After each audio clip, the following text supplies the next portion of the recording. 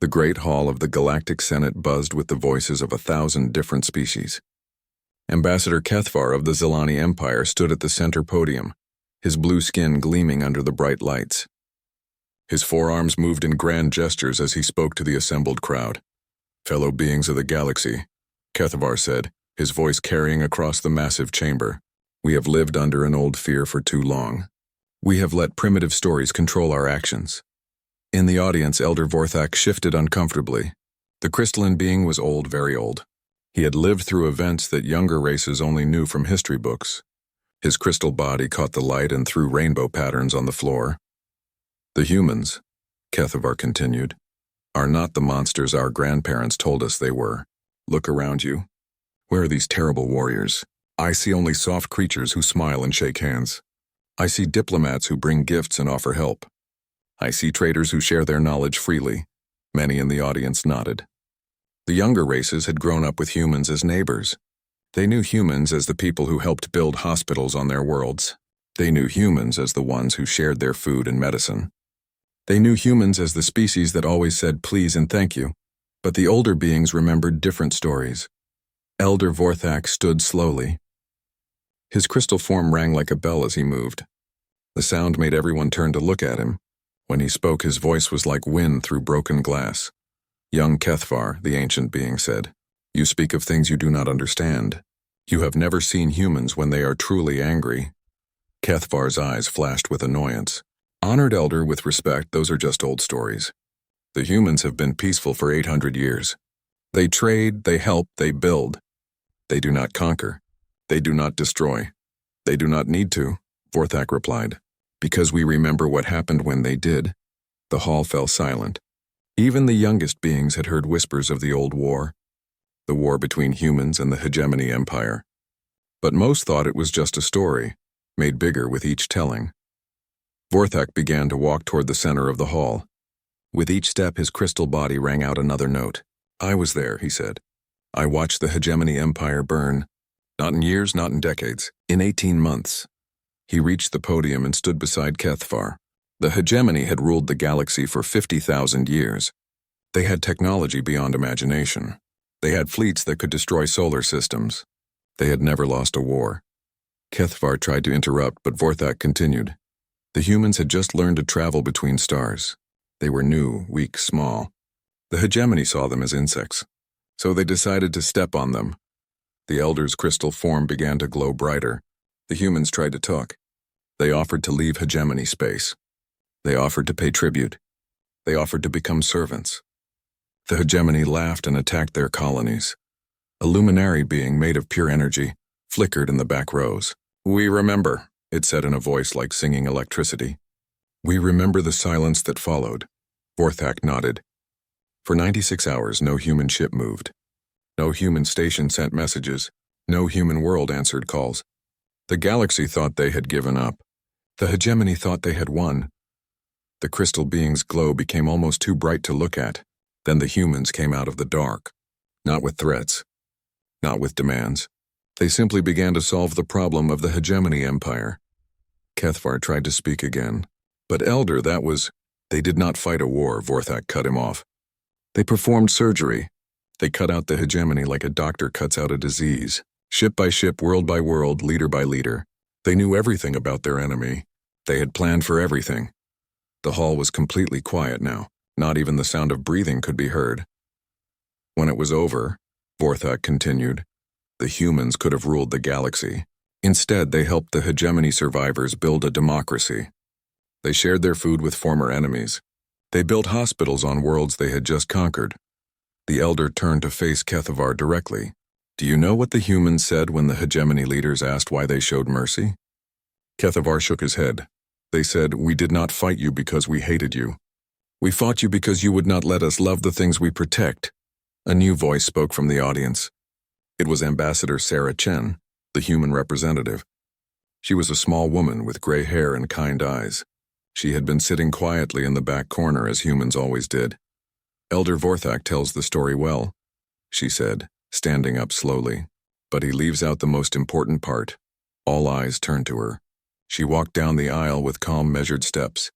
The hegemony empire killed 47 billion innocents before they touched a single human world, she said. We did not fight them because they attacked us. We fought them because they hurt people who could not defend themselves. Sarah reached the podium and stood beside both aliens. The rule that Elder Vorthak speaks of was not made from fear of human strength. It was made from understanding human nature. She looked around the hall at all the different species. We are not strong because we can destroy. We are strong because we choose not to. Every day, every hour, every moment, we choose to be gentle instead of violent. Kethvar found his voice again. But surely in 800 years humans have changed. You have evolved past such primitive responses. Sarah smiled, but her eyes remained serious. Ambassador Kethvar, may I ask you a personal question? Of course. Do you have children? Kethvar looked confused. Yes, 3 young ones. If someone hurt your children, would your response be different than if they simply insulted you? Well, yes, but the entire galaxy is our children now, Sarah said quietly. Every world we help, every species we trade with, every being we call friend, they are all under our protection, whether they know it or not. The human ambassador began walking back toward her seat. The rule exists not because we are dangerous, but because we love too much to let harm come to those we protect. Break that rule and you will learn the difference between human kindness and human justice. As Sarah sat down, Elder Vorthak spoke one final time. The humans have a saying, he announced to the hall. They say that the most dangerous person is not the one who has nothing to lose. The most dangerous person is the one who has everything to lose and the power to keep it safe. Kethvar stood alone at the podium now. Around him, the younger species began to whisper among themselves. For the first time, some of them looked uncertain, but not all of them. In different sections of the Great Hall, other young races watched and planned. They heard the warnings, but they did not believe them. They saw the gentle humans and thought the elders were living in the past. The Corvin Syndicate representative tapped notes into his datapad. The collective hive mind buzzed with new thoughts. Together with the Zilani Empire, they began to form an idea. They would test the old rule. They would show the galaxy that humans were just another species, no different from any other. They would prove that the ancient wisdom was just fear and superstition. They had no idea what they were about to unleash upon themselves. The session ended with traditional pleasantries. Beings shook hands, tentacles, and claws. They made plans for dinner and trade meetings. The humans smiled and said goodbye to everyone, just as they always did. But Elder Vorthak remained in his seat long after the hall had emptied. He stared at the empty podium and remembered the last time he had seen humans truly angry. He hoped he would never see it again. 6 months after the Senate meeting, 3 fleets gathered in the darkness between stars. The Zilani Empire had brought their best warships. The Corvin Syndicate had loaded their most powerful weapons. The collective had synchronized 1 million drone fighters into one perfect hive mind. Admiral Zektar of the Zilani stood on his command ship's bridge. His forearms worked the controls as he studied the target planet on his main screen. New Harmonia looked peaceful from space, a blue and green world covered in swirling clouds. Report, he ordered. A junior officer responded quickly. All fleets are in position, Admiral. The Corvin heavy cruisers are ready to provide bombardment support. The collective drones are prepared for precision strikes. And the humans? No human ships detected in this system, sir. The nearest human patrol is 6 light years away. Zektar nodded. Everything was going according to plan. They had studied human protection patterns for months. Humans were predictable. They relied on scheduled patrols and warning systems. They believed in fair play and following rules. Today, the 3 allied species would show the galaxy what happened when someone broke all the rules at once. Open a channel to the planet, Zektar commanded. The main screen changed to show the surface of New Harmonia. Beautiful coral cities stretched across the continents, glowing with soft bioluminescent light. The buildings were alive, grown rather than built. They pulsed with gentle rhythms like a planet-sized heartbeat. A figure appeared on the screen. It was one of the gentle ones, the species that lived on New Harmonia. The being looked like a tall, thin humanoid covered in soft patterns of light that shifted and changed colors. When it spoke, the words came through translation devices, but the voice was musical and calm. Greetings, visitors from the stars, the being said. I am Speaker Melody of Tides. How may we welcome you to our world? Zektar smiled coldly. You may prepare to die. The Gentle One's light patterns flickered in what might have been confusion. "I do not understand your words, friend. Are you in need of assistance? We have medical facilities and—" "You understand perfectly," Zektar cut her off. "Your human protectors are not here. Your defenses are worthless. Today you pay the price for their arrogance." "But we have done nothing wrong," Speaker Melody of Tides said. Her light patterns now showed clear distress. "We are peaceful. We harm no one. We have no weapons, no military, no—" "Exactly," Zektar replied. "You are the perfect message. Begin the attack." The three fleets moved as one. Corvin ships opened fire first, their massive plasma cannons sending bright beams toward the planet's surface. But these were not aimed at military targets. There were no military targets on New Harmonia. Instead, they targeted the coral cities themselves. The living buildings began to scream. The Gentle Ones had no word for the sound that their cities made when they died. The coral had been grown over thousands of years, shaped with patience and love into structures that were both homes and friends. When the plasma beams hit them, they did not simply crumble like stone or metal. They writhed and cried out in frequencies that hurt to hear. Collective drones swept down from orbit like silver insects. Their mission was precise and horrible. They targeted the nursery corals where the Gentle Ones raised their young. The drones used sonic weapons that made the young ones' light patterns go out forever. Zilani ships landed soldiers who had special orders. They were to capture adult Gentle Ones alive. The neural chemistry of their species was valuable for certain illegal drugs. The soldiers hunted through the dying cities with nets and stun weapons, loading their prisoners into cargo holds. Speaker Melody of Tides tried to coordinate evacuations, but there was nowhere to run. The Gentle Ones had never needed to run before. They had lived in peace for centuries under human protection. They did not know how to hide or fight or even understand what was happening to them. "Please," she broadcast on all frequencies, "we call for help. Anyone who can hear this, please. Our children are dying. Our cities are screaming. Please, someone help us," but the nearest human patrol was still 6 light years away. Even if they received the signal, they could not arrive in time. The attack lasted 6 hours. When it was over, the coral cities were silent and dark. The Gentle Ones who still lived huddled in the ruins, their light patterns dim with grief and shock. Their planet-wide song, which had played continuously for 3,000 years, had stopped forever. Admiral Zektar stood on his bridge and watched the smoke rise from the dead world below. Around him, his officers celebrated their victory. They had just proven that human protection was worthless. "Open a channel," he ordered. "Broadcast to all human colonies, all human worlds, all human ships." The communication went out across subspace, reaching every corner of human space within minutes. The message was simple and clear. "People of Earth, this is Admiral Zektar of the Zilani Empire. Today we have destroyed your precious New Harmonia. The Gentle Ones are dead or enslaved. Their cities are ash. Their songs are silenced forever." The recording showed images from the attack. Burning coral cities, young Gentle Ones being dragged away in chains, Speaker Melody of Tides trying to protect a group of children before a stun blast dropped her to the ground. "This is what your protection is worth," Zektar continued. "Nothing. We demand that you withdraw immediately from the following star systems." A list of 12 contested territories appeared on screen. "You have 72 hours to comply. If you refuse, more worlds will burn. More innocents will die. We have proven we can strike anywhere, anytime. You cannot stop us." The message ended with one final image. Admiral Zektar standing in the ruins of the largest coral city, his 4 arms raised in victory while fires burned behind him. The transmission was sent to every human government, every human colony, every human ship in the galaxy. The Allied fleets waited for the response. They expected panic. They expected desperate negotiations.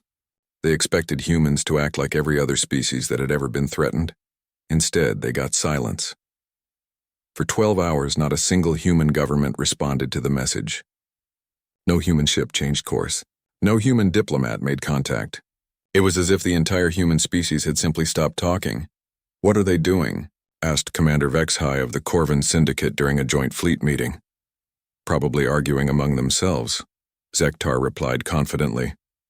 "Humans are individuals, not like our unified command. They need time to make decisions." The collective's voice was different, speaking through 1,000 drone fighters at once. "Perhaps they are afraid. Perhaps they understand their weakness now. But on the human colony of New Geneva, something else was happening. Dr. Elena Vasquez, a xenobiologist who had worked with the Gentle Ones for 20 years, sat in her office staring at the attack footage. She had been there when the first Gentle Ones had learned to trust humans. She had helped design the protection protocols that were supposed to keep them safe. She picked up her communication device and sent a single message to an address that most humans did not know existed. Condition absolute. Innocent species genocided under our protection. Request immediate activation of Protocol 7. Similar messages were being sent from hundreds of human worlds, not from governments or military commands, but from individual humans who understood what they had just witnessed. On Earth, in a bunker buried deep beneath the Antarctic ice, something that had been sleeping for 800 years began to wake up. Red light started blinking in rooms that had been dark for centuries. Computer systems that had been on standby suddenly came alive. Admiral Sarah Chen, now wearing a uniform that had not been seen since the HFY War, walked down a corridor she had hoped never to see again. Behind her followed officers whose families had served in the same positions for generations, waiting for a day they prayed would never come. "Ma'am," said Colonel Martinez, checking his data pad, "we have confirmation. Complete genocide of a protected species. Broadcast threat to human civilians. Use of terror tactics against innocents." Chen stopped walking and turned to face her staff. "Confirm Protocol 7 authorization. Protocol 7 is authorized. All safety locks are removed. The Ghost Fleet is standing by for activation." Chen closed her eyes for a moment, then opened them. When she spoke, her voice carried the weight of centuries. "Gentlemen, it has been 800 years since we had to remind the galaxy why the old rule exists. Begin total war operations. No mercy, no quarter, no survivors among those responsible." Above them, hidden shipyards that had been disguised as research stations began to reveal their true purpose. Across human space, merchant vessels shed their false hulls to reveal warships that had been waiting for this moment. The Zilani, Corvin, and collective fleets were still celebrating their victory when the first reports came in. Human ships were moving, not the patrol vessels and trade ships they knew about. Different ships, bigger ships, ships that did not appear on any known human registry. Admiral Zektar looked at the reports in confusion. Where did these ships come from? His intelligence officer's voice shook as he answered, "Sir, we think they've been there all along, hidden, waiting." "Waiting for what?" "For someone to do exactly what we just did." The first sign that something was wrong came from the human trade stations. For 700 years, human merchants had kept regular schedules throughout the galaxy. Every day, cargo ships arrived and departed from thousands of ports. Every hour, human voices filled the communication channels with friendly chatter. Then, suddenly, they stopped. Captain Thokvin of the Corvin Syndicate noticed it first. He was waiting at Trade Station Gamma 7 for a human cargo ship that delivered medical supplies to outer colonies. The ship was 3 hours late. Maybe they hit an asteroid field, his first officer suggested. But then the next ship was late too, and the next. By the end of the day, no human ships had arrived anywhere in Corvin space. The trade stations that had been full of human voices were eerily quiet. It was the same across the galaxy. Human colonies stopped answering routine communications. Human diplomats failed to show up for scheduled meetings. Human patrol ships went dark in deep space, their transponders going silent one by one. Admiral Zektar tried to contact Earth directly. The communication went through, but no one answered. He tried the major human colonies, New Geneva, Terra Nova, Hope Station. Nothing, every human world had gone silent. "What are they doing?" he demanded from his bridge crew. "Perhaps they are preparing surrender terms," suggested his tactical officer. "Or maybe they are evacuating their colonies," added the communications officer. "Running away before we can strike again," Zektar nodded. That made sense. Humans were traitors and diplomats, not warriors. Faced with superior force, they were probably trying to save as many civilians as possible before admitting defeat. But on Earth, in the depths of the Antarctic military complex, Admiral Chen was not preparing surrender. She was reading reports that had been waiting 8 centuries to be opened. "Status report," she ordered, settling into the command chair she had hoped never to use again. "Ma'am, all Ghost Fleet units are powering up on schedule. Estimated full operational status in 18 hours, reported Lieutenant Colonel Park. Deep reconnaissance assets have been activated. Target assessment is proceeding. What about the civilian assets? All merchant vessels with military conversion capability have reached their staging areas. False hulls have been jettisoned. Combat configurations are online. Chen nodded grimly. Most aliens thought they knew about human ships. They saw the cargo haulers and passenger transports that traveled openly throughout the galaxy. What they did not know was that every human civilian ship had been built with hidden compartments and disguised systems. In 12 hours, they could transform from peaceful traders into heavy cruisers. Intelligence report, Chen continued. The Zilani Empire, Corvin Syndicate, and the Collective have approximately 3,000 ships total. Their forces are divided across 47 star systems. They believe their attack on New Harmonia was a complete success. It was a complete success, Chen said quietly. They succeeded in teaching us that diplomacy has failed. A new officer entered the command center. Colonel Williams carried a sealed case that he placed on Chen's desk with reverent care. Ma'am, the final authorization codes from the World Council. Protocol 7 is officially active. All restrictions on military response have been lifted. Chen opened the case. Inside was a simple data chip and a handwritten note. She read the note first, written by the current Secretary General of Earth. Admiral Chen, 800 years ago you saved the galaxy from the Hegemony Empire. Today you must save it again. This time from us. Show them who we really are, but do not let them forget who we choose to be. Maria Santos. Chen inserted the data chip into the command console. Across the solar system, automated systems that had been dormant for centuries came online. Shipyards hidden behind asteroids began launching vessels that most humans did not know existed. Defense platforms that looked like simple satellites revealed their true nature as orbital weapons platforms. Ma'am, reported Colonel Martinez. The Ghost Fleet is requesting permission to begin preliminary operations. Chen hesitated. The Ghost Fleet was humanity's greatest secret and most terrible weapon. 1,000 ships operated entirely by artificial intelligence, with no human crews to slow them down or hold them back. They had been built after the Hegemony War with one purpose: to ensure that no enemy would ever again threaten innocent life under human protection. Granted. Begin with intelligence gathering only. No weapons free until I give direct authorization. Yes, ma'am. Coast Fleet acknowledging new orders. In the space around New Harmonia, Admiral Zektar was growing impatient. It had been 36 hours since the attack and still no response from humanity. His allies were beginning to ask questions. Perhaps we should attack another target, suggested the Collective representative. Show them we are serious. No, Zektar replied. We wait for their surrender. They will break soon enough. He was wrong. Humans were not breaking. They were calculating. In a hidden facility on Luna, the most advanced computers in known space were processing every piece of information ever gathered about the three enemy species. Military doctrine, ship designs, tactical preferences, political structures, economic systems, even psychological profiles of individual commanders. Dr. Sarah Kim watched the data streams with growing amazement. The amount of intelligence we have is incredible, she told her assistant. We know more about these species than they know about themselves. 800 years of careful observation, her assistant replied. Every trade mission was also an intelligence-gathering operation.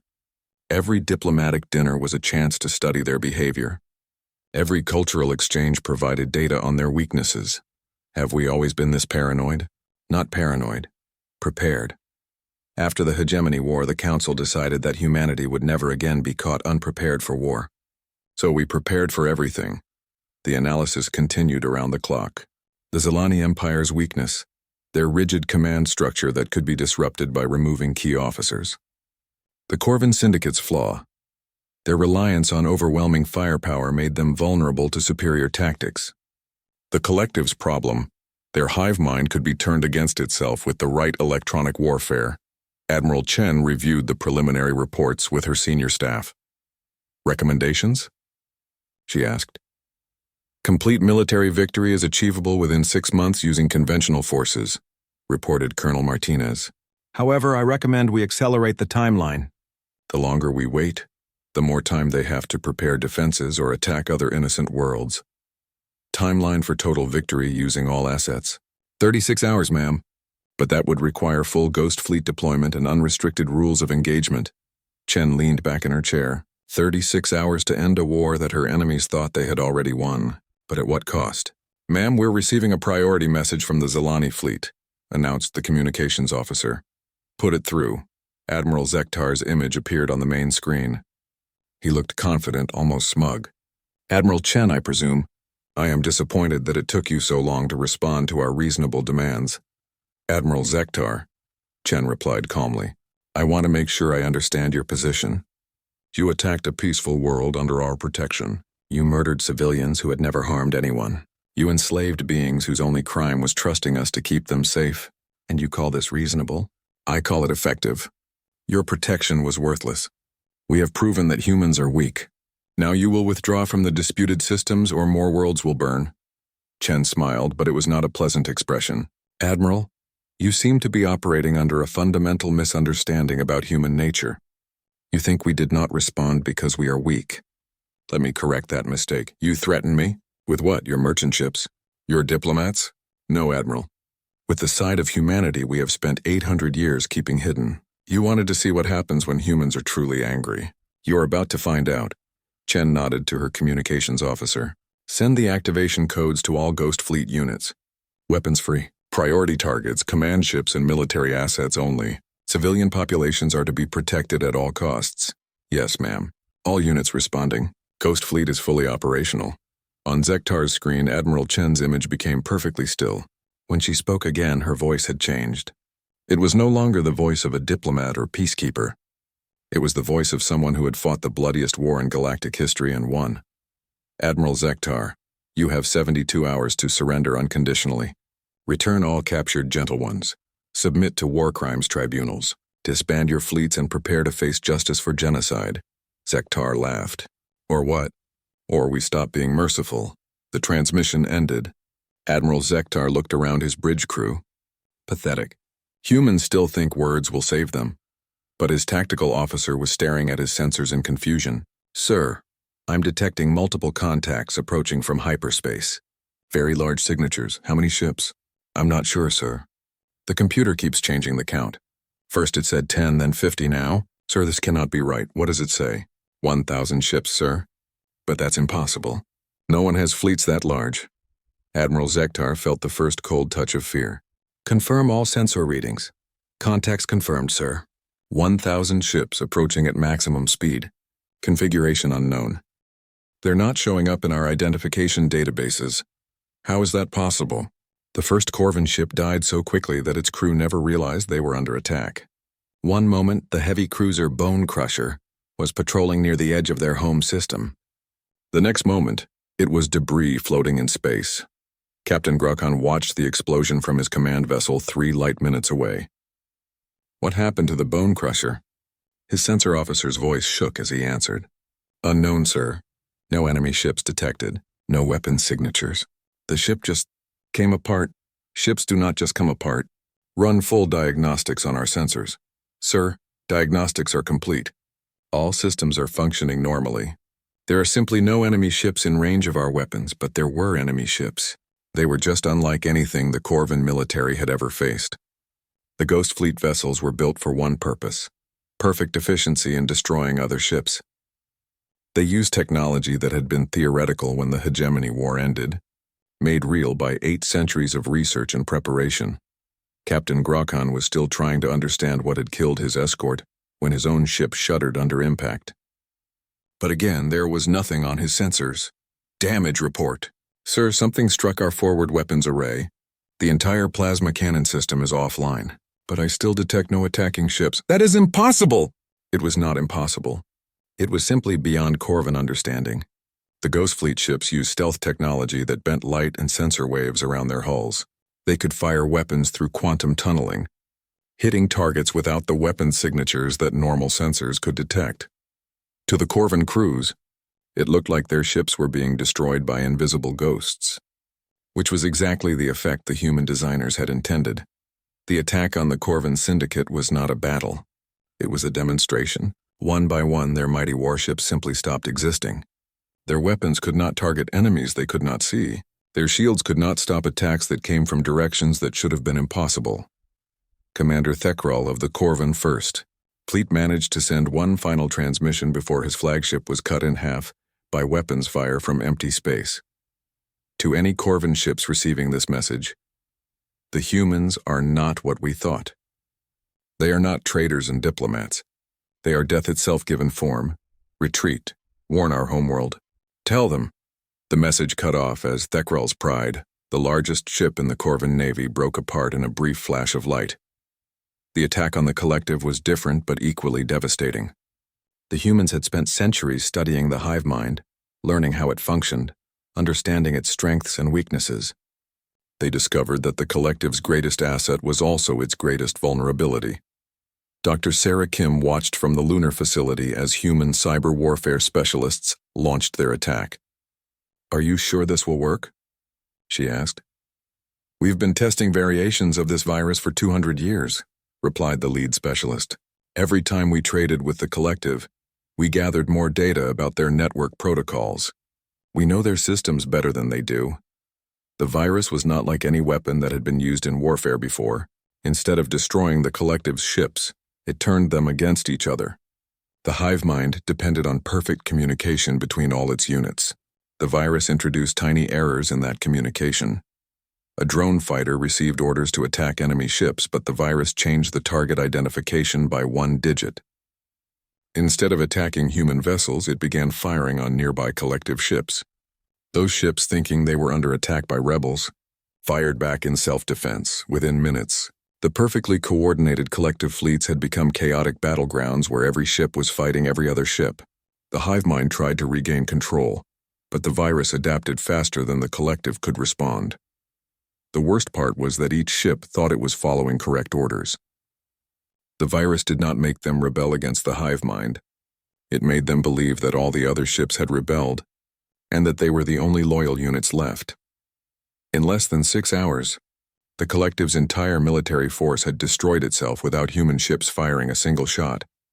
But it was the campaign against the Zilani Empire that truly showed the galaxy what humans had become.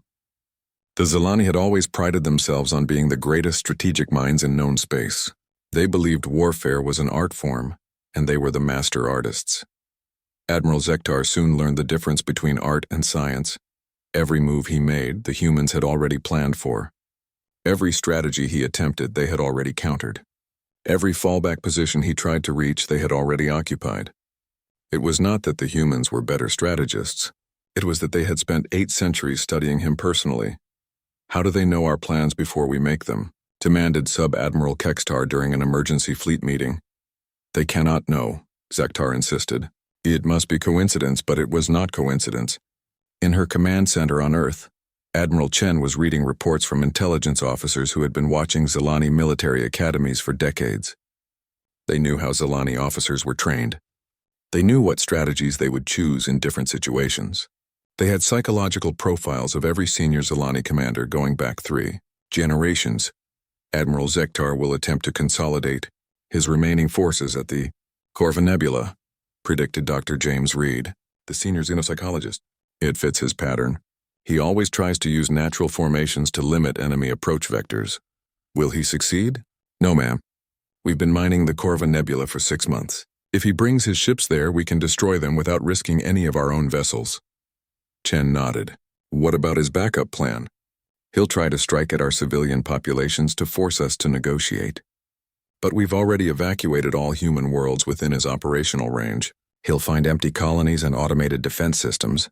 And his final option? Retreat to the Zilani homeworld and attempt to negotiate from a position of strength. He still believes this is a conventional war that can end with a peace treaty.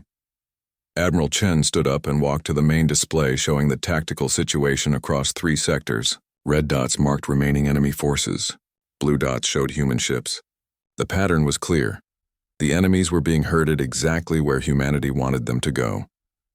Dr. Reed, Admiral Zektar is about to learn that this is not a war. Wars have rules. Wars have limits. Wars end with negotiation between surviving parties. What is this then, ma'am? This is pest control. We are removing a threat to innocent life. When exterminators deal with dangerous insects, they do not negotiate with them. They eliminate them completely. The final phase began when Admiral Zektar realized that retreat was impossible. Every escape route had been cut off. Every ally had been destroyed or had surrendered. The mighty Zilani fleet, pride of their empire, was trapped in the Antares system with nowhere to run. "Send a message to Admiral Chen," he ordered. "We are prepared to discuss terms." The reply came within minutes. "Admiral Zektar, the time for discussion ended when you murdered the Gentle Ones. You will surrender unconditionally or you will die. You have 1 hour to decide." Zektar looked around his bridge at officers who had once seemed so confident. Now their faces showed only fear and desperation. In 3 days, their unstoppable alliance had been reduced to a handful of ships hiding in an asteroid field. "Sir," reported his tactical officer, "long-range sensors detect multiple human fleets approaching. Estimated time to arrival, 57 minutes. How many ships?" "Approximately 2,000, sir." Zektar felt something break inside him. 2,000 ships. The humans had been holding back. Everything they had faced so far was just the beginning. The real human fleet was large enough to conquer half the galaxy. "Open a channel to all ships," he ordered. "Yes, sir. This is Admiral Zektar to all Zilani vessels. We surrender unconditionally. All weapons offline. All shields down. We submit to human mercy." The transmission was sent, and then they waited. The asteroid field was silent except for the distant hum of damaged engines and failing life support systems. Admiral Chen's reply was broadcast on all frequencies so that every surviving member of the 3 species could hear it. "Surrender accepted. Medical ships are inbound to treat your wounded. Prepare to be taken into custody for war crimes tribunals. Any ship that attempts to resist or escape will be destroyed without warning." "War crimes tribunals?" whispered Sub-Admiral Kextar. "What are those?" Sektar closed his eyes. "Human justice, old friend. We are about to learn what happens when you break the oldest rule in the galaxy." Around them, the first human ships began to decloak. They were enormous, bristling with weapons that could crack planets. But they came not as conquerors but as police officers arriving to arrest criminals. The war was over. Now came the reckoning. In her command center, Admiral Chen watched the surrender proceedings with no satisfaction, only grim duty. "Colonel Martinez, what are our casualty figures?" "Ma'am, total human casualties, 0 killed, 12 wounded." "Enemy casualties, approximately 1 million military personnel killed, 3 million taken prisoner." Chen nodded. "And civilian casualties?" "0, ma'am. All civilian populations in the affected systems are secure. Then we have succeeded. Begin Phase 2, Reconstruction and Justice." 3 months after the surrender, Admiral Zektar stood in chains on the surface of New Harmonia. Around him, the ruins of the coral cities stretched to the horizon. The once beautiful living architecture was now blackened stone, silent and dead. Beside him stood the surviving leaders of the Corvin Syndicate and the Collective. Admiral Chen walked slowly among the wreckage, her footsteps echoing in the unnatural quiet. "Do you hear that?" she asked. Zektar listened. "I hear nothing, exactly. For 3,000 years, this planet sang. The coral cities created music that could be heard from orbit. The Gentle Ones added their voices to create harmonies that some described as the most beautiful sound in the galaxy." Chen stopped walking and turned to face the prisoners. "You silenced it forever." "We were at war," protested Sub-Admiral Kextar of the Corvin forces. "In war, there are casualties." Chen's expression did not change. "This was not war. War is between combatants. This was genocide. You murdered beings who had never harmed anyone, who had no weapons, who asked only to live in peace." A new voice spoke from behind them. "But they will sing again." Everyone turned to see Speaker Melody of Tides approaching. The Gentle One was thinner than before, her light patterns dim with grief, but she was alive. Behind her came other survivors, perhaps 2,000 out of the million who had lived on New Harmonia before the attack. Zektar stared at her in shock. "You survived?" "Some of us did," Melody of Tides replied. "The humans found us in the deep caves where we hid our most precious things. They brought us medical care and food and—" Her voice broke slightly. "They brought us hope." "Hope for what?" asked the collective representative. "Your world is dead. Your cities are ruins. Your people are gone." Melody of Tides gestured to the horizon where human terraforming ships were working. Massive machines were carefully clearing away the debris while others planted new coral seeds in prepared soil. "The humans say they will help us rebuild," she explained. "Not just the cities, but the living coral itself. They have been studying our architecture for centuries. They know how to grow what was lost. Admiral Chen nodded. It will take 200 years, maybe 300. But your descendants will live in cities that sing again. Why? Zektar asked suddenly. Why help them rebuild? You could have colonized this world for yourselves. You could have taken it as payment for your losses. What losses? Chen replied. No human died in this conflict. Our ships were not damaged. Our worlds were not touched. We lost nothing except our faith in galactic civilization. She began walking again, leading the group toward a temporary structure that had been built for the tribunal proceedings. You seem to think this was about conquest or territory or resources. It was not. This was about justice. Inside the building, representatives from dozens of species had gathered to witness the proceedings. Elder Vorthak was there, his crystal form dimmer than usual. Ambassador Sarah Chen, the human diplomat, sat quietly in the back row. Even some hegemony survivors had come to see what human justice looked like. The tribunal will now begin, announced Judge Harrison, a human legal expert who had been chosen to oversee the proceedings. The charges are genocide, crimes against sentient beings, and violation of the Galactic Peace Accords. For 3 days, the tribunal heard testimony. Survivors described the attack. Military experts analyzed the tactics used. Psychologists explained the lasting trauma caused to an entire species. Admiral Zektar was allowed to present a defense. He stood before the assembly and tried to explain his actions. We believed humans were weak, he said. We believed that strength was the only truth in the galaxy. We were wrong about human strength, but we were not wrong about the nature of the universe. Power determines survival. The strong rule the weak. This is natural law. Judge Harrison listened patiently, then responded, Admiral, you are correct that power determines survival. But you misunderstood what kind of power matters. You thought power meant the ability to destroy. Humans know that true power is the ability to protect, to build, to help others grow and flourish. Pretty words, Zektar replied bitterly. But in the end you won because you had bigger weapons and better ships. You won through superior force, just as we intended to do. No, Admiral Chen said, standing up from the audience. We won because we had spent 800 years preparing for this day. We won because we never forgot what happens when good beings fail to protect innocence from evil. We won because we chose to become the guardians that the galaxy needed. She walked to the front of the tribunal. Every human ship, every human weapon, every human soldier exists for one purpose: to ensure that what happened here never happens again. We did not build our military to conquer. We built it to serve as the galaxy's immune system against those who would harm the innocent. Elder Vorthak spoke from his place in the audience. But what happens now? You have shown your power. You have defeated your enemies. Will you rule us? Will you become the new empire? Admiral Chen smiled sadly.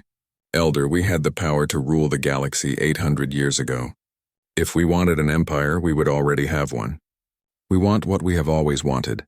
A galaxy where beings like the Gentle Ones can live in peace, where art and beauty and music can flourish, where children of all species can grow up without fear. The tribunal reached its verdict quickly. Admiral Zektar and his senior officers were sentenced to life imprisonment. The Corvin and collective leaders received similar sentences, but the human justice system was not about revenge.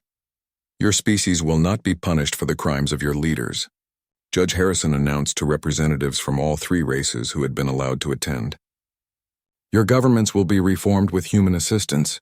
Your militaries will be reduced and retrained for defense only. Your economies will be rebuilt to serve your people rather than fund aggression. And our colonies? Asked a young Zilani diplomat. Our territories?